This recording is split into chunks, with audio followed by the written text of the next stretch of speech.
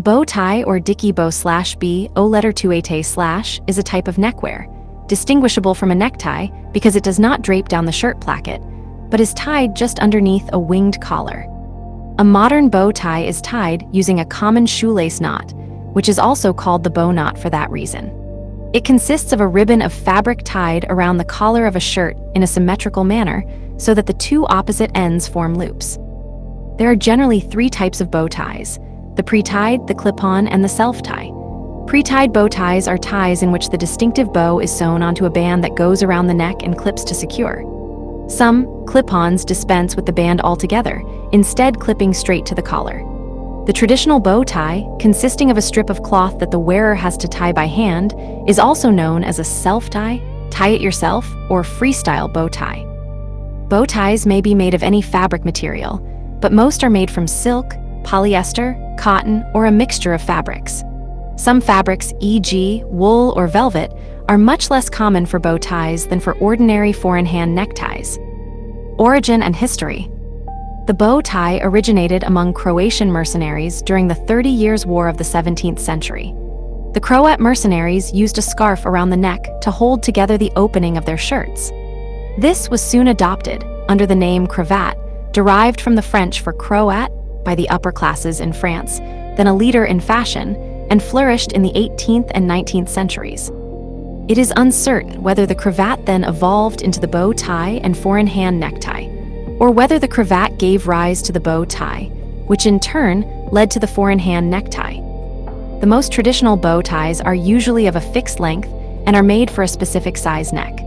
Sizes can vary between approximately 14 inches, 36 centimeters, and 19 inches, 48 centimeters, as with a comparable shirt collar. Fixed-length bow ties are preferred when worn with the most formal wing collar shirts, so as not to expose the buckle or clasp of an adjustable bow tie. Adjustable bow ties are the standard when the tie is to be worn with a less formal lie-down collar shirt that obscures the neckband of the tie. One-size-fits-all, adjustable bow ties are a later invention that helps to moderate production costs. Carl Michael Zera wearing a 19th century style bow tie.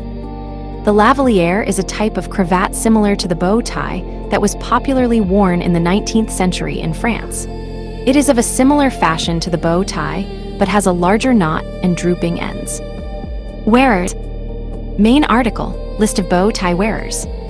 To its devotees, the bow tie suggests iconoclasm of an old world sort, a fusty adherence to a contrarian point of view.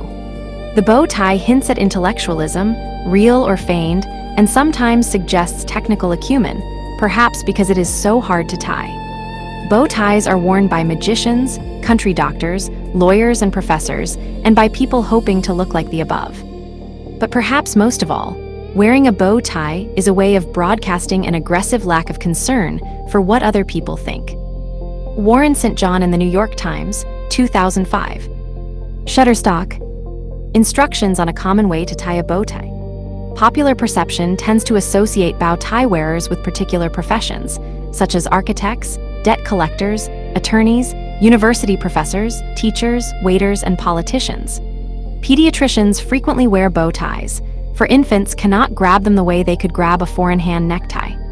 Bow ties do not readily droop into places where they would get soiled or where they could, whether accidentally or deliberately, strangle the wearer. Clowns sometimes use an oversized bow tie for comic effect. Classical musicians traditionally perform in white tie or black tie ensembles, of which both designs are bow ties. Bow ties are also associated with weddings, mainly because of their almost universal inclusion in traditional formal evening wear.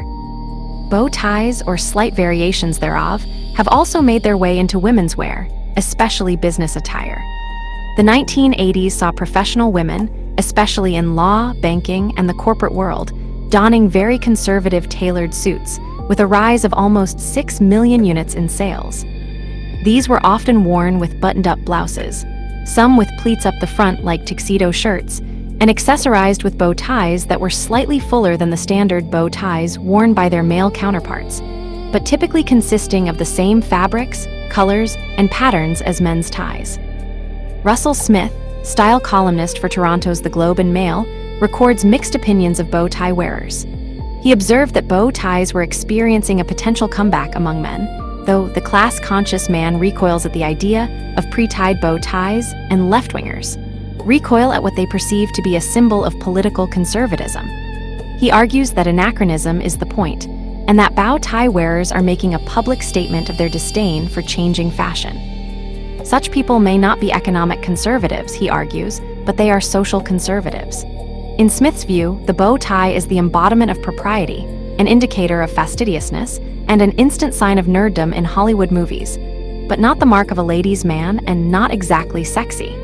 He attributes the building of this image to the association of the bow tie with newspaper editors, because of their fastidiousness with words, high school principals, and bachelor English teachers. Most men, he observes, only wear bow ties with formal dress. Types. Self-tie. There are usually two shapes of self-tie bow ties available: the bat wing, which is parallel-sided like a cricket bat, and the thistle, also known as the butterfly. An example of each can also be seen below. Which is worn is a matter of personal preference. Some other shapes do exist. For instance, the diamond point with pointed tips at both ends. This is a double-ended type, with both ends shaped, though occasionally, ties are tied in the single-ended type, in which only one end flares out to give the batwing or thistle shape, and the other remains thin. To tie one of these requires careful consideration to ensure the broader end finishes in front of the thinner one. Self-tie bows. Silk bow ties, fixed length with thistle ends left and adjustable with bat wing ends right. Bright yellow patterned self-tie bow tie, made of cotton, designed and made in the UK. Bow tie type butterfly silk. Bow tie type batwing wool. Bow tie type diamond point silk. Pre-tie.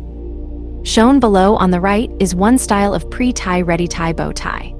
Wearing a ready-tied bow tie at formal occasions requiring a black or white tie dress code is usually considered a faux pas, though at occasions such as schools, leavers' proms, or ones at which the participants are unlikely to have had much experience wearing bow ties, it may be commonplace. As shown in the pictures below, another type of ready-tie bow tie is the wooden bow tie, a fairly new product made mostly in the US and Canada. Other materials are also in use. An example would be bow ties that are made of natural bird feathers. This too is a fairly new product made mostly in the US and Europe, in Poland. Pre-tie bows. A pre-tied bow tie. Informal bow tie. Wooden bow tie, made in Canada and US. Bow tie made of feathers, made in Poland. Clip-on. Main article, clip-on tie. A clip-on does not go around the neck, but clips directly to the collar points. These are sometimes referred to as Lido grip bow ties due to the type of clip technology used in them. These were common in the 1950s and 1960s. Continental or crossover. A continental tie worn on a US Navy uniform. A continental tie, also called a crossover tie, is a type of bow tie partly covered by the dress shirt collar.